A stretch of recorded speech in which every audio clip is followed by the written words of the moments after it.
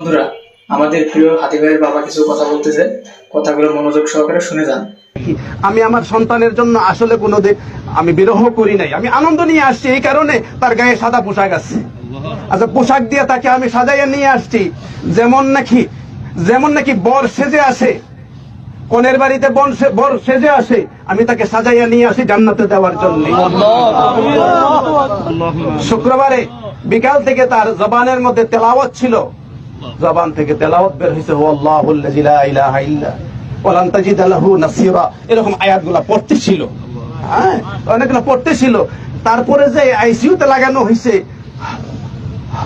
এগুলো বের হয়েছে। যাই দেখি, আমি শুনি একটু কি পড়তে চাই, কি করতে চাই।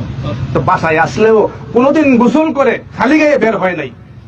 আমি বলতাম যে এখানে তো কেউ নাই, না থাকলে কি এটা একটা পর্দা না?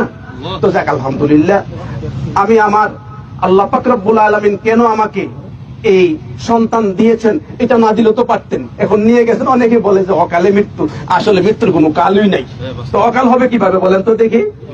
কারণ আজকে আমাদের চিরাচরিত নিয়মটা হইল বাবাকে কাঁধে করে সন্তান কবরে নিয়ে যাবে, আর আজকে বাবা কাঁধে করে সন্তানকে কবরে নিয়ে যায়। এটা একটা বিরহ থাকতেই পারে, মনের ভিতরে একটা আঘাত আছেই, থাকলেই হবে কি? আমি তার জন্য দোয়া করছি, 2 রাকাত নামাজও পড়ছি। আমি 2 রাকাত নামাজও পড়ছি।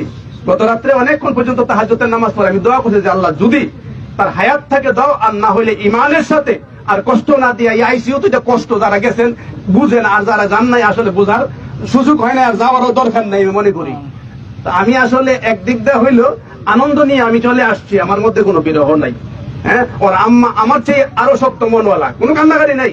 এটা করবো কেন? যদি এটা আমাকে না দিতেন, সিরিয়ালে যদি এটা না দিতেন, তাহলে তো আমরা 4 নম্বরে থাকতাম। এটা দেওয়াতে 1 নম্বর ছেলে হয়েছে আমরা, ঠিক না? তো এই জন্য আপনাদের কাছে দোয়া চাই।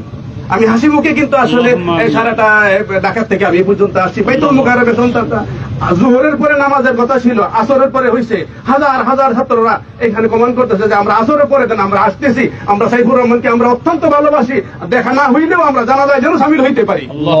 এই জন্য এরপরে মহিউদ্দিন বালি সাহেব যাওয়ার পরে জোহরের নামাজ পড়ে ওনার কামরায় ঢুকছি, পরে হযরত আপনি খাওয়া দাওয়া করেন আগে, স্পেশাল ভাবে ওনার রুমে আমাকে নিয়ে এসে বলেন আপনি একটু আরাম করতে থাকেন, সারাদিন তো আরাম নাই।